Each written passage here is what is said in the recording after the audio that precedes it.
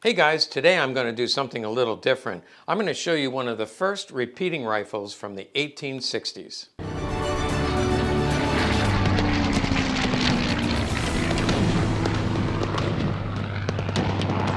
Hey, several weeks ago I did a video, and in that video I did a shout out to the Old Town Donuts in the St. Louis area, and I mentioned that I love entrepreneurs. I was going to say young entrepreneurs, but I like old entrepreneurs too.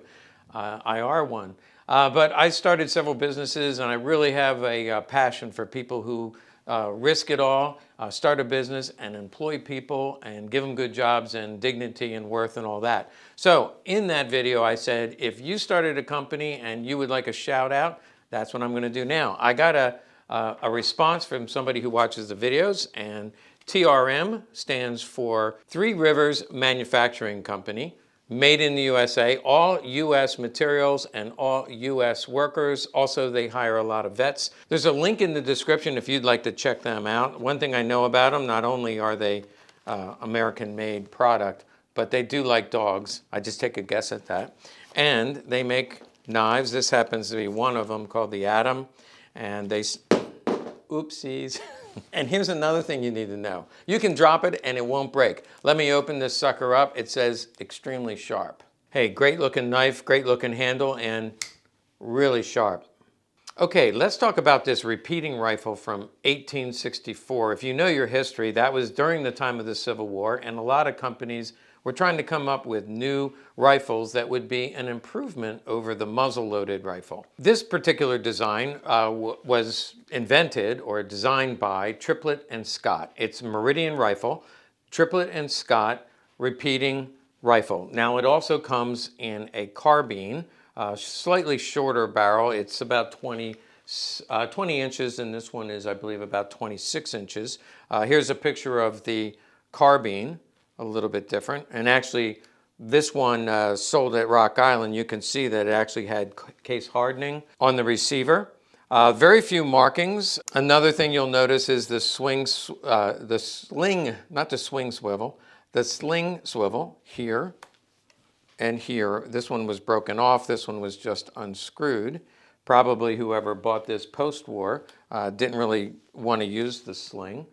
It is in 50 caliber, and it used a 50 caliber short. They actually call it a 5650. Here's a picture of one, but it almost looks like a 45 caliber round, which I'm going to use to my advantage in just a minute. Very few markings. Now, here's the serial number of this one. It's about 2100.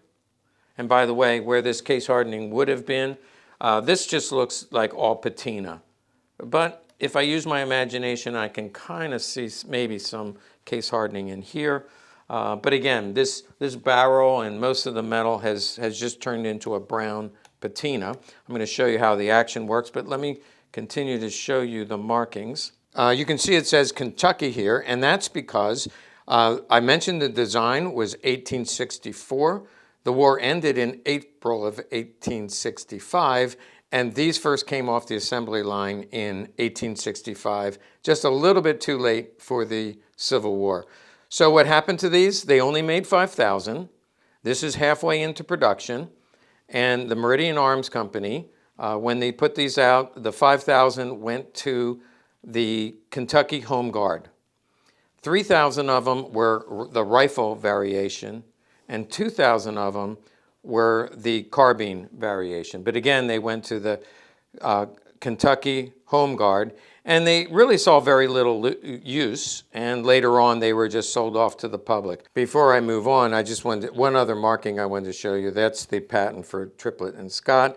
Also on this particular gun, you can see a crack in it, and that's expected for a gun as old as this one. Let me show you how the action works. Because I think you'll find it fascinating. As I mentioned earlier, I don't have a 50 caliber bullet, but size-wise, this is just a little bit smaller. This is a 45 caliber that you would put in a Colt 1911, 45 ACP. So this is a dummy round. It'll work for these purposes, and that is we open up the chamber. There's a spring here where you load them, and it'll hold up to 7 rounds. So again, these are cartridges. And this, by the way, is rim fired. I'll show you that. You put in all 7 of them. close it down, pretty simple. So theoretically you have 7 rounds in there. So you cock the hammer. That's at half cocked. Spring in there is a little bit loose. You can see from that that it is rim fired. And you push this button down, okay? This is the action and what makes it a repeating fire rifle. It rotates around. How cool is that? Rotates around, you pop it down, and you'll hear it snap the round into the chamber. Okay, there it goes. This one just falls out the end of the muzzle, and that's because it's .45 caliber, and I already mentioned I don't have 50. When you rotate it around and it pops the round in, it also ejects the shell. And so you come back and you do it again. Fire the hammer, push the button, and you load in a second one. And that's the repeating action of this rifle. Okay, when I've talked about rifles before, I've used the term day late and a dollar short. It was a little bit late to be put into full production. They only made 5,000.